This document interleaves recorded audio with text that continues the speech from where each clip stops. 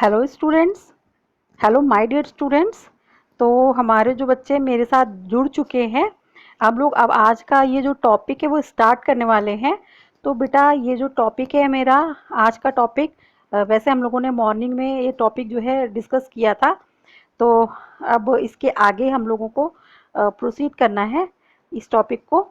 तो देख लेते हैं कि सारे चीज़ें अच्छे से काम कर रही हैं कि नहीं। तो काम कर रही हैं, ठीक है। फिर हम लोग अब आप इसमें अपने टॉपिक को प्रोसीड करने वाले हैं। तो स्टूडेंट्स देखिए, यहाँ पर आप स्क्रीन पर देख पा रहे हैं इम्यूनिटी के बारे में जो डिस्कशन है वो चल रहा है। ये जो डिस्कशन है किसके बारे में चल रहा है बेटा? इम्यूनिटी के बारे में जो डिस्कशन है वो हम लोग पढ़ रहे हैं। तो ये जो हमारा डिस्क्रिप्शन है, तो इम्यूनिटी क्या है? Every day we are expose to a large number of infectious agents, however only a few of these exposures result in disease. Why? तो देखिए, बहुत सारे इन्फेक्शियस एजेंट्स के कांटेक्ट में हमारी body day to day life में आती है, बट हमेशा कोई इन्फेक्शन हो जाए, यानी कि आप बहुत ही सिंपल सा एग्जांपल है, आप क्लासरूम में बैठे होते हैं और किसी एक स्टूडेंट को कफ है और उसे कफ एंड कोल्ड है, और कोल्ड का वायरस सभी बच्चों को नहीं लगता है, किसी किसी को लग जाता है इन्फेक्शन, और उसके बाद अगले दिन या नेक्स्ट 2-3 डेज में पता चलता है कि वो भी नहीं आ पा रहा है क्योंकि उसको भी इन्फेक्शन हो गया है। तो ये ऐसा क्यों होता है कि कुछ लोग इन्फेक्टेड हो गए और कुछ बच्चे जो हैं वो नॉर्मल हैं? तो ये हमारी बॉडी की अपनी कैपेसिटी पर डिपेंड करता है। जैसा कि आप बहुत प्रॉपर इस समय इस चीज़ को बहुत अच्छे से अपने आसपास देख पा रहे हैं कि कुछ लोगों को कोरोना वायरस का इन्फेक्शन हो रहा है और उन्हें होम क्वारंटीन किया जाता है, वो अपने आप ठीक हो जाते हैं, और कोई कोई है जो ठीक नहीं हो पा रहे हैं। तो ऐसा क्या है? तो ये हमारी एक्चुअली ये जो डिफरेंस हम देख रहे हैं, ये डिफरेंस एक्चुअली क्यों होता है? ये डिफरेंस हमें दिखाई देता है इसलिए क्योंकि हमारी जो बॉडी है, हमारी अपनी जो बॉडी है, उसकी वजह से ये डिफरेंस जो है वो दिखाई देता है।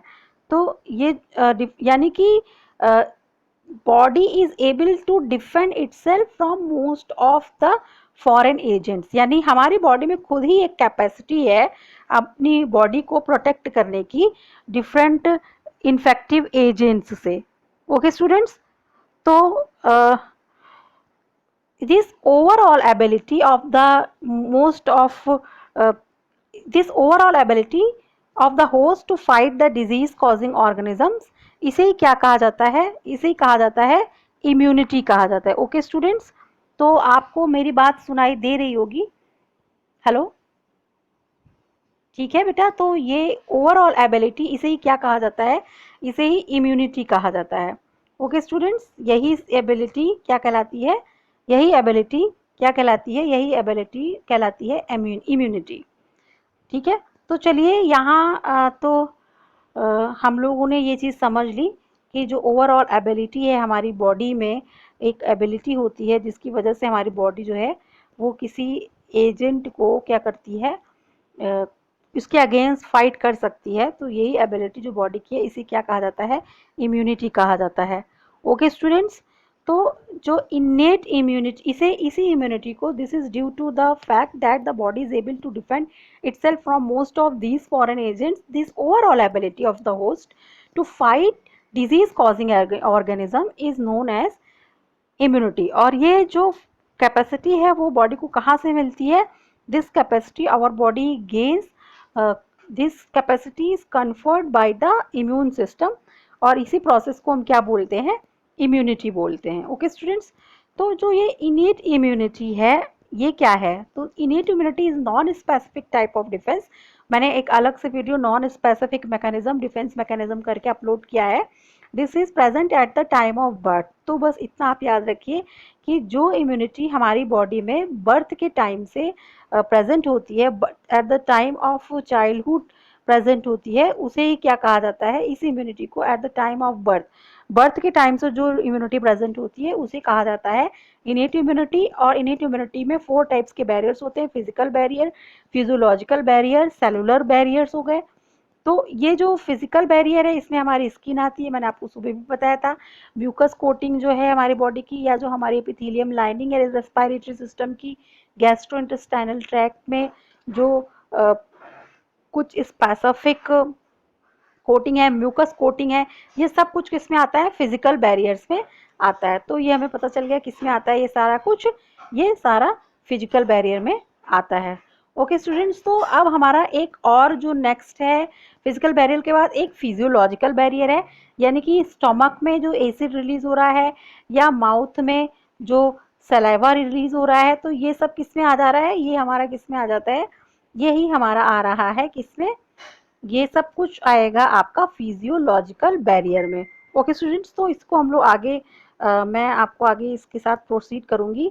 फिजिकल बैरियर के बाद जो सेकंड टाइप का बैरियर है, यानी फर्स्ट बैरियर फिजिकल बैरियर जो स्पेशली स्किन है, तो उसका काम क्या होता है, that help in trapping microbes entering our body, entry ही ना करने पाए उसको बाहर ही बाहर प्रोटेक्ट कर, बॉडी को प्रोटेक्ट करने के लिए बाहर ही बाहर ट्रैप कर लेना है। फिर सेकंड वन है physiological barrier, acid in the stomach, saliva in the mouth, tears from I, all prevent microbial growth. सारे जो है ये क्या करते हैं, बॉडी को जो प्रोटेक्ट करते हैं ये सारे सेटअप्स, तो ये किस में आएंगे, ये आपके आते हैं फिजियोलॉजिकल बैरियर्स में। देखिए फिजियोलॉजिकल बैरियर में एसिड इन द स्टोमक, मैं आपको एक बार फिर से इसको बता देती हूँ कि acid in the stomach, saliva in the mouth, tears from eyes, ये सभी माइक्रोबियल ग्रोथ को प्रिवेंट करते हैं।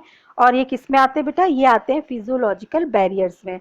इसी तरीके से सेल्यूलर बैरियर्स हैं, सेल्यूलर बैरियर्स में certain types of leukocytes, WBC है हमारी बॉडी में, जैसे कि पॉलीमॉर्फोन्यूक्लियर ल्यूकोसाइट्स हैं, PMNL न्यूट्रोफिल्स जिन्हें हम कहते हैं पॉलीमॉर्फोन्यूक्लियर ल्यूकोसाइट्स।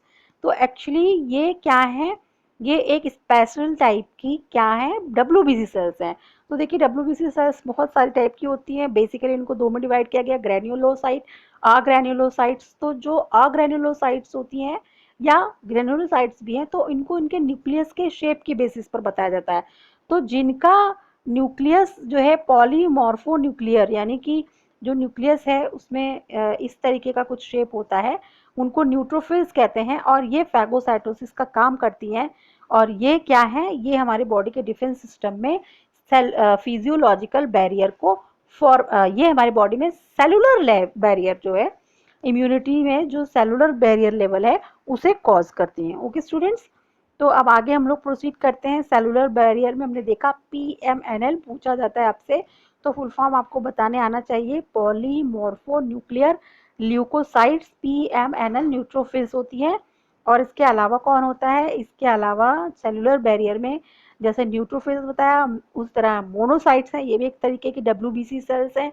और लिम्फोसाइट सेल्स जैसे कि PMNL एक तरीके की लिम्फोसाइट है, उसी तरह एक और लिम्फोसाइट का टाइप है नेचुरल किलर सेल्स हैं, ये भी सब ब्लड में पाई जाती हैं। ये सब मैक्रोफेजेस की तरह काम करती हैं, यानी कि engulf, this can engulf the microbes and destroy the microbes.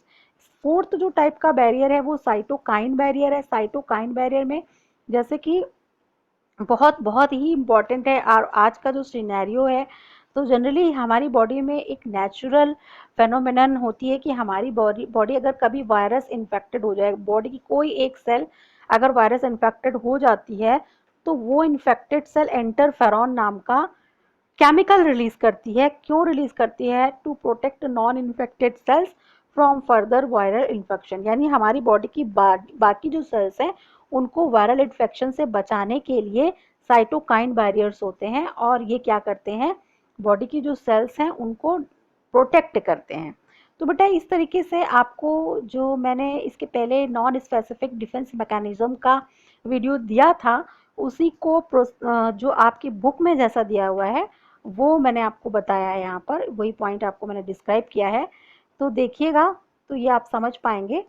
तो इसमें देखिए कि आपको 4 टाइप के बैरियर्स मिल रहे हैं। कौन कौन से मिल रहे हैं, देखिए एक तो आपको फिजियोलॉजिकल बैरियर मिल रहा है, फिजिकल बैरियर मिल रहा है, सेलुलर बैरियर मिल रहा है, और साइटोकाइंस मिल रहा है। फिजिकल बैरियर में स्किन है बेसिकली, और फिजियोलॉजिकल बैरियर में स्टमक रिलीज्ड में स्टमक में जो एसिड रिलीज होता है HCl, और जो सलाइवा है माउथ में रिलीज होने वाला, टीयर्स जो रिलीज होते हैं, या WBC की जो डिफरेंट टाइप की WBC सेल्स है जैसे कि PMNL न्यूट्रोफिल्स जिन्हें कहते हैं पॉलीमॉर्फोन्यूक्लियर ल्यूकोसाइट्स का ही एक नाम है न्यूट्रोफिल्स, उन्हीं को कह सकते हैं। तो न्यूट्रोफिल्स हो गए, मोनोसाइट्स हो गई, नेचुरल किलर सेल्स हो गई, these are the cellular barriers. और एक और है साइटोकाइंस, यानी कि कुछ केमिकल्स इन्फेक्टेड सेल्स रिलीज करती हैं। जैसे कि वायरस का इन्फेक्शन होने पर हमारी बॉडी की सेल्स क्या रिलीज करती हैं, बॉडी की सेल्स रिलीज करती हैं इंटरफेरॉन्स। बहुत बहुत इंपॉर्टेंट क्वेश्चन है। और ये बाकी जो नियर बाई सेल्स होती हैं उनको प्रोटेक्ट करती हैं, ताकि जो हमारी बॉडी है और उसकी सारी सेल्स जो अफेक्टेड ना हो जाएं, और बॉडी का इम्यून सिस्टम इस तरह हमारी बॉडी को इन्फेक्टेड एजेंट से प्रोटेक्ट करता है। और ये नेचुरली इनबिल्ट होता है। जैसे कि मैंने आपको बताया है कि आप अगर न्यू कार परचेज करने जाओगे तो उसके अलग अलग मॉडल आते हैं, तो कार में इनबिल्ट स्टीरियो भी होता है और आप अलग से स्टीरियो उसमें लगा भी सकते हैं। तो जो इनबिल्ट स्टीरियो होता है जैसा वैसा, यानी हमारी बॉडी जो है उसमें एक inbuilt immune system, inbuilt defence mechanism है।